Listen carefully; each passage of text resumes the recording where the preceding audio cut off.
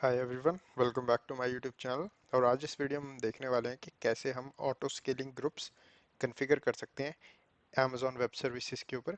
और best practice क्या होगी जब भी हम किसी प्रोडक्शन एनवायरनमेंट में किसी भी ऑटो स्केलिंग ग्रुप को सेटअप करना चाहते हैं अपने वर्चुअल सर्वर्स के लिए, तो बेस्ट सिनेरियो क्या हो सकता है वो हम देखेंगे इस वीडियो के अंदर।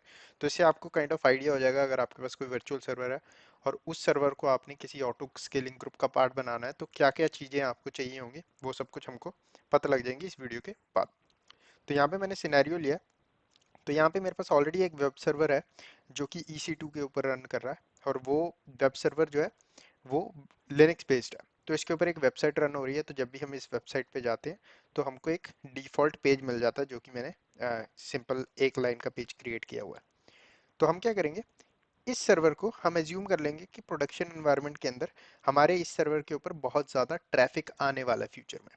तो हम इसके लिए ऑटो स्केलिंग सेटअप करेंगे। तो ऑटो स्केलिंग के अंदर क्या होता है कि ऑटो स्केलिंग के अंदर आपका जो सर्वर है वो इस तरीके से बनाया जाता है कि अगर उसके ऊपर बहुत ज़्यादा ट्रैफिक आ जाए तो automatically Amazon web services based on rules आपके उन सर्वर को मल्टीपल सर्वर्स में कन्वर्ट कर दे। तो इससे क्या होगा कि आपका जो ट्रैफिक है पहले एक सर्वर के ऊपर आ रहा था, अब वो सारा का सारा ट्रैफिक मल्टीपल सर्वर्स के ऊपर जाएगा। तो बैकएंड में वो मल्टीपल सर्वर सेम ही इंफॉर्मेशन प्रोवाइड कर रहे हैं, राइट। तो आपको from client point of view कोई भी ऐसे नहीं लगेगा कि भाई हमारी रिक्वेस्ट मल्टीपल सर्वर्स पे जा रही, नहीं। क्लाइंट पॉइंट ऑफ व्यू से मेरे को पता लगेगा कि मैं सीधा अपनी वेबसाइट पे जा रहा हूँ जहाँ पे मैं जाना चाहता था। पर बैकएंड में एडमिन्स ने कुछ इस तरीके से सेटअप किया हुआ है कि हमारा सारा का सारा लोड एक सर्वर पे ना आए। तो ऑटो स्केलिंग के अंदर ऐसे होता है।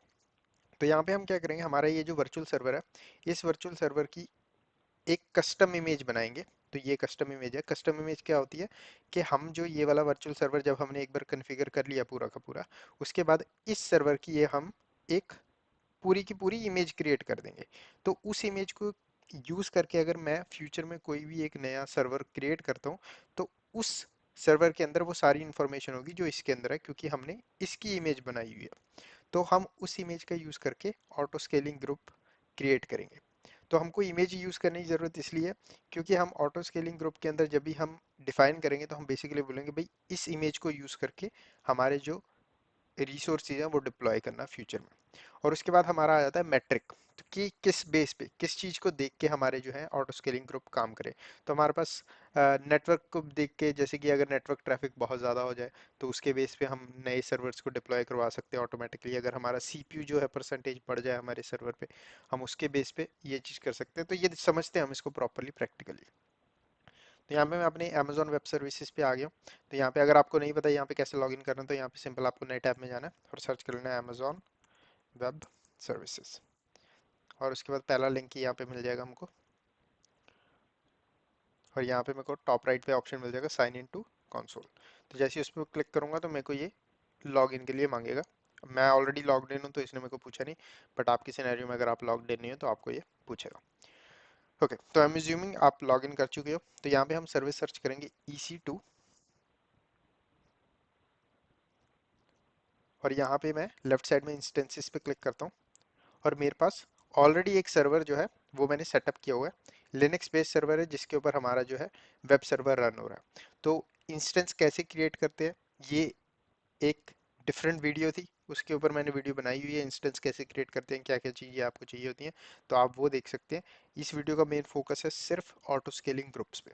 तो आई एम अज्यूमिंग आपको पता है कि इंस्टेंस कैसे क्रिएट किया जाता है। तो बहुत ईजी है, आपको सिंपल लॉन्च इंस्टेंस पे क्लिक करना है और उसके बाद आपको इंस्टेंस क्रिएट कर लेना है।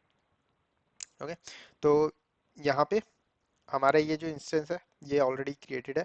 तो अगर मैं क्या करूँगा, यहाँ पे इसका जो पब्लिक IP एड्रेस है यहाँ पे इसको कॉपी कर लेते हैं और नए टैब में जाके यहाँ पे पेस्ट कर देता हूँ और एंटर। तो यहाँ पे जैसे ही मैंने एंटर किया तो ये मेरे को इस वेब पेज पे लेके जा रहा है, welcome to Sharma IT YouTube channel, please subscribe. तो अगर आपने सब्सक्राइब नहीं किया था तो उसको सब्सक्राइब कर सकते हैं, ताकि अगर फ्यूचर में कोई भी मैं वीडियो अपलोड करूँ तो आपको पता चल जाए।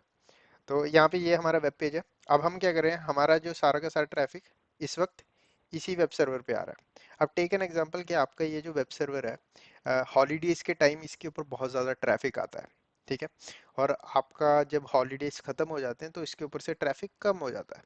तो उस सिनेरियो में आपको कुछ ऐसा सेटअप चाहिए कि जब भी इस सर्वर पे ट्रैफिक बहुत ज़्यादा हो, हमारा जो है Amazon वेब सर्विसेज ऑटोमेटिकली इस सर्वर के और क्लोन बना दे और सर्वर क्रिएट कर दे, ताकि हमारा जो ट्रैफिक है लॉड बैलेंस हो जाए ऑटोमेटिकली। ठीक है, तो वो चीज़ हमारी ऑटो स्केलिंग ग्रुप की हेल्प से होती है। तो इसके लिए हमको क्या करना है, सबसे पहले तो मैं इस सर्वर को सिलेक्ट करूंगा और यहाँ पे मैं क्लिक करूंगा एक्शंस पे, और उसके बाद मैं यहाँ पे क्लिक करूंगा इमेज एंड टेम्पलेट्स पे, और यहाँ पे हमको ये ऑप्शंस देता है, create template from instance, create image और लॉन्च मोर लाइक दिस। तो हम क्रिएट क्लिक करेंगे क्रिएट इमेज पे, तो हम इमेज क्रिएट करने वाले हैं।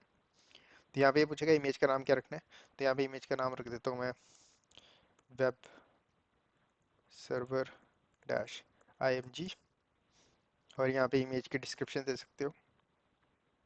यहाँ पे हमको ये कोई चीज़ सेटअप करने की ज़रूरत नहीं है।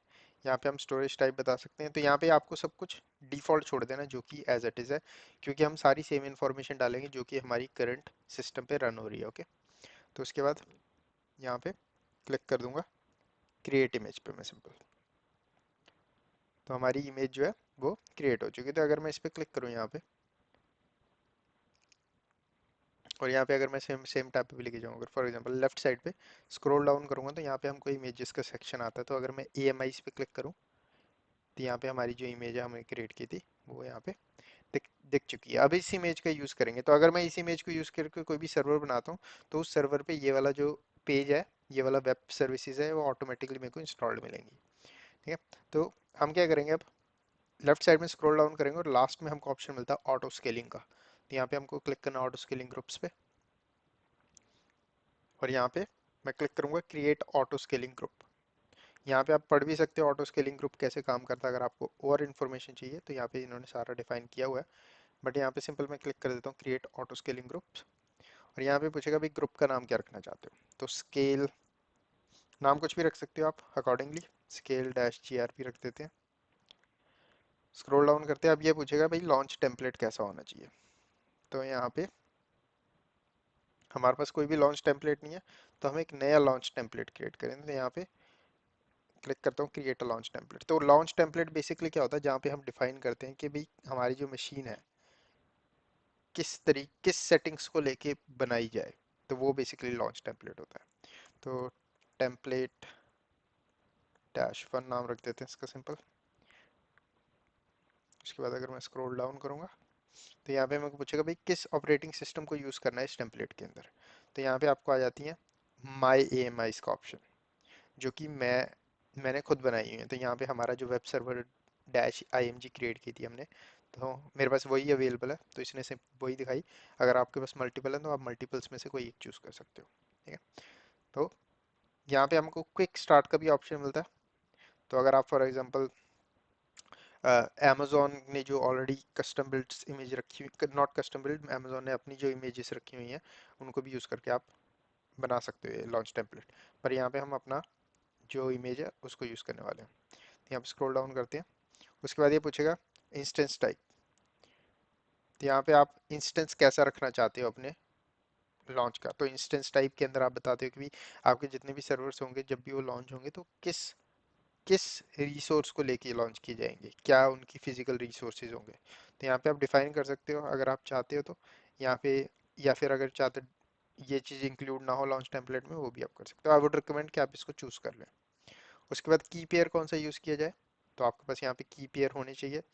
तो अगर नहीं है तो यहाँ पे सिंपल हम क्रिएट न्यू की पेयर पे क्लिक करेंगे और क्रिएट कर लेंगे एक नया, नाम दे देते हैं इसको पेयर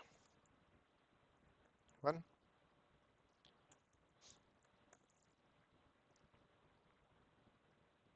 और यहाँ पे मेरा पेयर डाउनलोड हो गया। तो यहाँ पे मैंने वही पेयर चूज़ किया। नेटवर्क सेटिंग्स के अंदर हम डिफाइन कर सकते हैं कि हमको ये नेटवर्क सेटिंग्स, तो यहाँ पे हम डिफाइन करेंगे नेटवर्क सेटिंग्स के अंदर भी ये चीज़। तो यहाँ पे सिलेक्ट एन एग्जिस्टिंग, एक एग्जिस्टिंग ग्रुप है मेरे पास फायरवॉल नाम का, मैं इसको चूज़ कर लूँगा। उसके बाद यहाँ पे हमारे हैं जो किस अवेलेबिलिटी जोन के अंदर मैं अपने सर्वर्स को डिप्लॉय करना चाहता हूँ। तो ये बहुत इंपॉर्टेंट है, ये इंपॉर्टेंट इसलिए क्योंकि जब भी आप अमेजोन वेब सर्विसेज पे आपके पास जैसे कि यहाँ पे हम दिखाएं, तो हमारे पास बैक एंड में बहुत सारे सर्वर्स डिप्लॉय होंगे ऑटो स्केलिंग की हेल्प से, राइट। तो हमको कुछ लोड बैलेंसर टाइप चाहिए होगा यहाँ पे बीच में, तो लोड बैलेंसर चाहिए होगा ताकि कुछ इस तरीके से होगा। तो अगर मैं क्लियर करूँ इसको तो वो कुछ इस तरीके से होगा। तो आप इसको भूल जाओ सारे को, इस सारे को आप भूल जाओ। आप सोचो कि सिर्फ आपके पास अब ये ऑटो स्केलिंग ग्रुप ही है यहाँ पे, ठीक है। तो अब सारा का सारे यूजर जो है आपका ट्रैफिक लेके आ रहे हैं इस साइड से, ये आपका यूजर बैठा है, यहाँ से आपका ट्रैफिक ला रहा है। तो यहाँ पे हम रखेंगे लोड बैलेंसर। तो आपके जो यूजर्स होंगे वो सीधा लोड बैलेंसर पे हिट करेंगे, और लोड बैलेंसर की रिस्पॉन्सिबिलिटी होगी कि बैकएंड में ऑटो स्केलिंग ग्रुप के अंदर किस टारगेट पे मेरे को ये इंफॉर्मेशन रिले करनी है, ठीक है।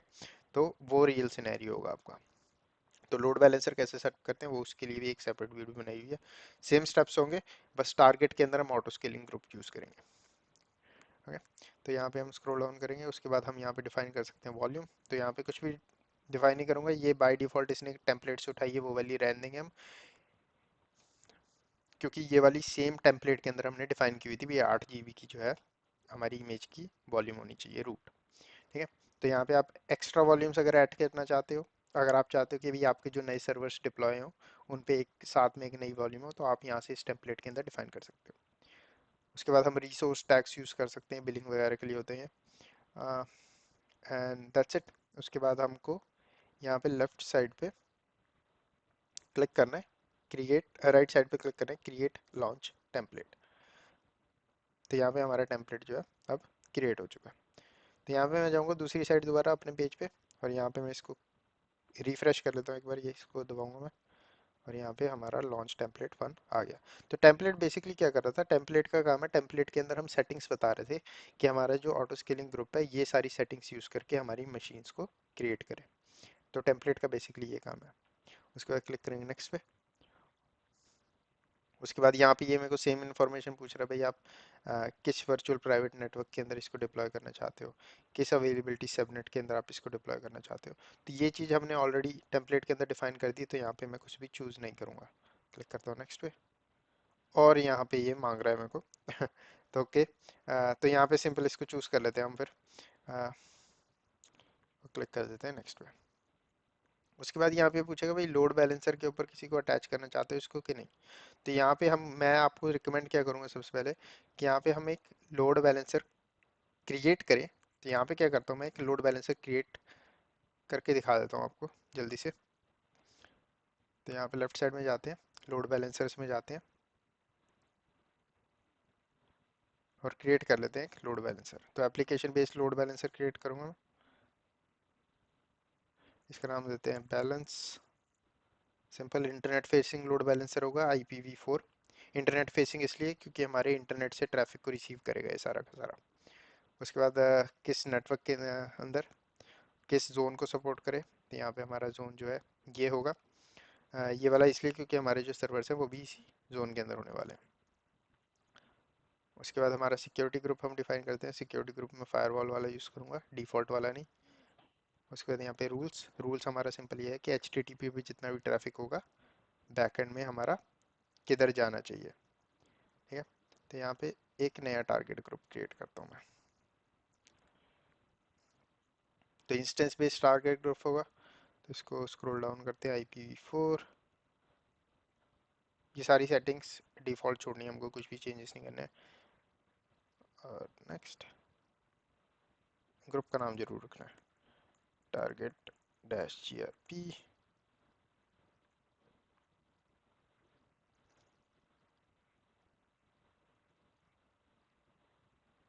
और यहाँ पे अभी अवेलेबल इंस्टेंस के अंदर मैं कुछ भी चूज़ नहीं करने वाला, ठीक है। ये हमको जो अवेलेबल इंस्टेंस दिखा रहा है, ये वाला इंस्टेंस जो है ये वो वाला सर्वर है जो कि मेरा अभी रन हो रहा है, मेरे को वो वाला यूज़ नहीं करना है यहाँ पे, ठीक है। तो यहाँ पे सिंपल मैं क्लिक कर दूंगा क्रिएट टारगेट ग्रुप पे। तो मैंने कोई भी इंस्टेंस इसके अंदर डिफाइन नहीं किया, ठीक है। अब मैं दोबारा जाऊँगा अपने इस पेज पे, तो हमारा ऑलरेडी लोड बैलेंसर जो है एक क्रिएट हो चुका है। तो यहाँ पे इसको एक बार रिफ्रेश कर लेते हैं, तो यहाँ पे अब मेरे को आ जाएगा एग्जिस्टिंग लोड बैलेंसर। तो हमने एक नया लोड बैलेंसर बनाया था, उसका नाम क्या रखा था, टारगेट GRP। चेक कर लेते हैं एक बार। तो ये हमारा नाम है, ठीक है। तो यहाँ पे हम टारगेट GRP सिंपल चूज कर लेते हैं, ओके। उसके बाद यहाँ पे इसको कुछ भी मॉडिफाई करने की जरूरत नहीं है, leave it as it is. Scroll down, उसके बाद मैं क्लिक करूंगा नेक्स्ट पे, ओके। तो यहाँ पे अभी ये मेरे को पूछ रहा है कि ग्रुप साइज क्या होना चाहिए, मतलब कि अ, इसको अगर हम समझे तो हमारा जो डिजायर्ड कैपेसिटी क्या होनी चाहिए। तो डिजायर्ड कैपेसिटी को मैं बाद में देखता हूँ, पहले मैं आपको दिखाता हूँ मिनिमम स्केल साइज क्या होना चाहिए। मिनिमम स्केल साइज मतलब कि मिनिमम डिजायर्ड कैपेसिटी मतलब कि मिनिमम टू मिनिमम इतने सर्वर्स तो हमारे हमेशा रन होने ही चाहिए। ठीक है, तो अगर आप फॉर एग्जांपल यहाँ पे डिफाइन करते हैं दो, तो दो का मतलब यहाँ पे मैं बता रहा हूँ कि भाई दो से नीचे कोई भी सर्वर की लिमिट ना जाए, दो सर्वर तो रहे ही रहे, एक्टिवली काम करते रहे मेरा। ठीक है, और यहाँ पे मैक्सिमम बताते हैं कि भाई मैक्सिमम इतने सर्वर जाए, इससे ऊपर ना जाए। अगर मैं यहाँ पे मैक्सिमम नहीं डिफाइन करूंगा तो इसकी दिक्कत हमको आएगी बिलिंग में, क्योंकि कई बार क्या पता कि कई बार इतना ट्रैफिक हो जाए मेरे सर्वर पे कि इतने ज़्यादा सर्वर्स डिप्लॉय हो जाए, राइट। तो अगर हमारे हम हमको यहाँ पे ऑप्शन ही नहीं होता मैक्सिमम डिजायर्ड कैपेसिटी का, तो हमको कितना बिल आ सकता था हम एज्यूम नहीं कर सकते उस सिनेरियो में, राइट। तो इस सिनेरियो में हमको सिंपल ये मैक्सिमम डिफाइन करनी है। तो यहाँ पे मैं सिंपल क्या करूँगा, वन चूज कर लूंगा, मिनिमम और मैक्सिमम। अब यहाँ पे डिजायर्ड कैपेसिटी का मतलब क्या है, तो यहाँ पे डिजायर्ड कैपेसिटी का सिंपल मतलब है कि आपकी ये जो डिजायर्ड कैपेसिटी होती है ना, ये मिनिमम डिजायर्ड कैपेसिटी के इक्वल होती है। मतलब कि इस नंबर के बेस पे आपकी जो है कैलकुलेशन की जाएगी, इस नंबर के बेस पे मेजरमेंट की जाएगी और स्केलिंग की जाएगी। मेजरमेंट से मेरा मतलब क्या है, तो यहाँ पे हमारी होती है एक स्केलिंग पॉलिसीज। तो यहाँ पे अगर मैं इसको क्लिक करूंगा टारगेट स्केलिंग पॉलिसी, तो यहाँ पे हम पॉलिसी बताते हैं कि भी किस बेस पे हमारा जो है स्केलिंग ग्रुप काम करे। तो अगर मैं फॉर एग्जांपल यहाँ पे जाऊँ और इसको कर दूँ क्लियर दोबारा, तो इसका मतलब क्या कह रहा हूँ मैं, कि अब जैसे कि मेरा फॉर एग्जांपल ये एक सर्वर है, राइट, टेक एन एग्जांपल ये सर्वर है। इस सर्वर के ऊपर हमारे रिसोर्सेज होते हैं, जैसे सीपीयू होता है, हमारा नेटवर्क होता है।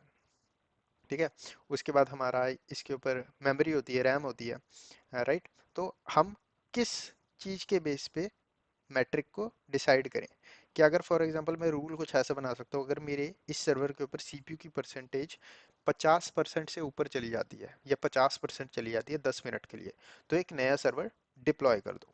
तो वो होती है हमारी मैट्रिक। तो आप मैट्रिक चूज कर सकते हो कि किस बेस पे अमेजॉन वेब सर्विसेज डिसीजन ले कि हमको नया एक सर्वर डिप्लॉय करना है स्केलिंग ग्रुप के अंदर। तो यहाँ पे हमको मिल जाता है कि भाई हम किस बेस पे कर सकते हैं, जैसे कि हम सीपीयू यूटिलाइजेशन के बेस पे कर सकते हैं, नेटवर्क कितना आ रहा है ट्रैफिक, इनबाउंड कितना ट्रैफिक आपके सर्वर पे कितना ट्रैफिक आ रहा है उसके बेस पे कर सकते हो, सर्वर से बाहर कितना ज़्यादा ट्रैफिक जा रहा है उसके बेस पे कर सकते हो। ठीक है, एप्लीकेशन रिक्वेस्ट लोड बैलेंसर के ऊपर कर सकते हो कि अगर अ, आप लोड बैलेंसर पे कितनी रिक्वेस्ट आ रही हैं एक टारगेट के लिए, उसके बेस पे कर सकते हो। तो यहाँ पे मैं एवरेज सीपीयू यूटिलाइजेशन ले लेता हूँ कि अगर मेरे सीपीयू की जो वैल्यू है 50 चली जाए, 50% चली जाए, कितने मिनट के लिए, यहाँ पे फॉर एग्जांपल 10 मिनट के लिए, तो 10 मिनट 600 सेकेंड्स सेकेंड से या तो 600 सेकेंड्स होते हैं 10 मिनट में, राइट। तो यहाँ पे मैं बता रहा हूँ अगर 600 सेकेंड के लिए मेरे सर्वर की वैल्यू 50% पहुँचती है, ठीक है, मतलब कि 50% पहुँचती है, अगर ऐसे हो कि 50% पहुँची और 5 मिनट के अंदर अंदर वो वापस 40 होगी 30 होगी, तो ये कोई भी एक्शन नहीं लेगा। बट अगर 50 मिनट पहुँची और वो वैल्यू 50 मिनट है, 50% रही 10 मिनट के लिए 600 सेकेंड्स के लिए, तो एक नया इंस्टेंस डिप्लॉय कर दिया जाए। तो यहाँ पे वो होता है। तो यहाँ पे अब यहाँ पे जो ये मैट्रिक है ये कैलकुलेट कितने सर्वर्स पे होगी, किस सर्वर्स पे होगी। अब जैसे कि मैंने यहाँ पे बताया कि फॉर एग्जांपल अब आपकी स्केलिंग जो है, राइट, स्केलिंग के अंदर फॉर एग्जांपल आपका स्केल होते होते 5 सर्वर पहुंच गया। ठीक है, अब आपके स्केल होते होते ग्रुप 5 सर्वर तक पहुंच गया। आपने मिनिमम सर्वर बताए हुए थे कि दो ही हों, पर आपके अब 5 हो चुके हैं। तो अब स्केलिंग को कैसे पता चलेगा भाई अब दोबारा दो करने हैं, तो वो पता लगता है स्केलिंग को इस डिजायर्ड कैपेसिटी की बेस पे। तो यहाँ पे अगर मैंने फॉर एग्जांपल बताया कि भी मिनिमम 2 सर्वर हो, मैक्सिमम 5 सर्वर हो, तो डिजायर्ड कैपेसिटी भी दो होनी चाहिए। तो इसका मतलब कि जो आपकी एवरेज निकाली जाएगी, मतलब कि जो वर्चुअल सी फॉर एग्जांपल अब हम मैट्रिक कैलकुलेट कर रहे हैं सीपीयू के बेस पे, तो हम एवरेज निकालेंगे दोनों सीपीयू का, जो जो परसेंटेज है 50 एवरेज जो निकल रही है दोनों सीपीयू की, दोनों सर्वर्स की, उसके बेस पे आपकी डिजायर्ड कैपेसिटी वहाँ पे डिफाइन होती है। तो हमेशा याद रखना, डिजायर्ड कैपेसिटी कभी भी मिनिमम डिजायर्ड कैपेसिटी से कम नहीं हो सकती, ये नंबर सेम ही होता है। या ज़्यादा हो सकता है डिजायर्ड कैपेसिटी का, बट कम नहीं होगा। ठीक है, तो यहाँ पे हमने ये वाली स्केलिंग पॉलिसी क्रिएट कर दी। उसके बाद यहाँ पे मैं कोई भी बिहेवियर डिफाइन करने वाला, और क्लिक करता हूँ नेक्स्ट पे, और उसके बाद क्लिक कर देते हैं नेक्स्ट पे, नेक्स्ट। और यहाँ से आप रिव्यू कर सकते हो आपने जो भी सेटिंग्स रखी हैं, और उसके बाद सिंपल हम क्रिएट ऑटो स्केलिंग ग्रुप। तो यहाँ पे हमारा जो ऑटो स्केलिंग ग्रुप है वो क्रिएट हो रहा है, और ये सारी की सारी जो कैपेसिटी है कन्फिगर कर रहा है। तो यहाँ पे अभी स्टेटस जो है यहाँ दिखा रहा है अपडेटिंग कैपेसिटी, तो ये अपना काम कर रहा है इस वक्त। तो अगर लेफ्ट साइड में स्क्रॉल डाउन करूँ, ऑटो स्केलिंग ग्रुप्स के अंदर जाऊँ, तो हमारा ऑटो स्केलिंग ग्रुप है जो यहाँ पे इस तरीके से कन्फिगर्ड है। तो यहाँ पे ये टाइम लगाएगा थोड़ा सा, और नहीं ये फास्ट है। ओके, तो इसने यहाँ पे ऑलरेडी इनिशियलाइज कर दिया है मेरा सर्वर, जो नया सर्वर है। तो ये एक नया सर्वर है जो हमारा यूजिंग ऑटो स्केलिंग सेटअप हुआ है, ये हमारा ओल्ड सर्वर था। तो अगर मैं फॉर एग्जांपल ओल्ड सर्वर को यहाँ पे जाके क्या करता हूँ, सिंपली कर देता हूँ यहाँ से टर्मिनेट।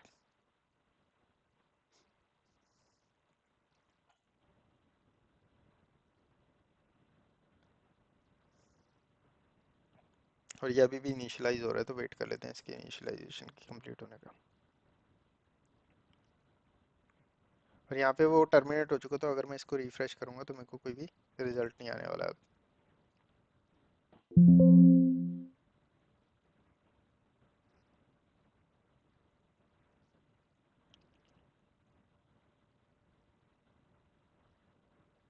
ओके, तो मैं आपके पास वापस आता हूँ। इसको वेट करता हूँ इनिशियलाइज होने का, इनिशियलाइजेशन में टाइम लगा सकते हैं सर्वर। तो स्टेटस चेक में इनिशियलाइजेशन का इसलिए वेट कर रहा हूँ, वैसे इंस्टेंस मेरा रन है, बट मैं वेट इसलिए कर रहा हूँ, कई बार जब ये इनिशियलाइज कंप्लीट नहीं होता तो कई बार एरर दे देता है हमको पेज लोड करने में, तो इसलिए मैं जस्ट वेट कर रहा हूँ। पर अगर मैं फॉर एग्जांपल अभी भी ट्राई करूँ तो पॉसिबल चांसेस है कि मेरे को वेब सर्वर का जो पेज है मिल जाए, but still I will wait for this, और उसके बाद मैं आपके पास वापस आता हूँ। ऑलराइट, तो यहाँ पे हमारा स्टेटस चेक जो है पास हो चुका है। अब मैं सिंपल क्या करूँगा, यहाँ पे इसको कॉपी कर लेता हूँ, और नए पेज पे जाता हूँ, और यहाँ पे जाके इसको पेस्ट करके एंटर करता हूँ। तो यहाँ पे ये मेरे को मेरे सेम पेज पे ले आया, welcome to Sharma IT YouTube channel, please subscribe. तो इस तरीके से हमारा जो है ऑटो स्केलिंग ग्रुप काम में आता है। तो यहाँ पे हम देखेंगे लोड बैलेंसर जो हमने सेटअप किया था वो कैसे काम कर रहा है। तो अगर लेफ्ट साइड में स्क्रॉल डाउन करूँ, लोड बैलेंसर इसके अंदर जाऊँ, और सॉरी यहाँ पे टारगेट ग्रुप्स के अंदर जाऊँ, तो यहाँ पे टारगेट ग्रुप के अंदर अगर मैं जाऊँगा, जो कि मेरा ये है टारगेट GRP, इस पर क्लिक करता हूँ, तो यहाँ पे ये दिखा रहा है भाई टोटल टारगेट हमारे पास एक है। तो ये टोटल टारगेट के अंदर कौन सा है, तो टोटल टारगेट ये हमारा सेम वर्चुअल सर्वर है जो कि हमने यहाँ पे डिप्लॉय किया। तो यहाँ पे हम इस IP एड्रेस पे जा रहे थे, राइट। तो यहाँ पे मेरे को सेम IP एड्रेस इधर मिल जाएगा जो कि है, ठीक है। तो ये सेम ही है, अगर मैं इसको दोबारा पेस्ट करूँ, नए पेज पे पेस्ट कर देते हैं, तो यहाँ पे ठीक है। अब हमारे पास टारगेट ग्रुप है। तो अब ये लोड बैलेंसर कैसे काम करेगा, लोड बैलेंसर कैसे सेटअप होगा, तो यहाँ पे इसके लिए मेरे को लोड बैलेंसर में जाना पड़ेगा दोबारा। उसके बाद मेरे को यहाँ पे क्रिएट करना पड़ेगा load balancer, application based load balancer create करेंगे हम। और यहाँ पे बैलेंसर का नाम देते हैं बैलेंस, इंटरनेट फेसिंग होगा, और यहाँ पे हम जोन लेंगे ये वाला।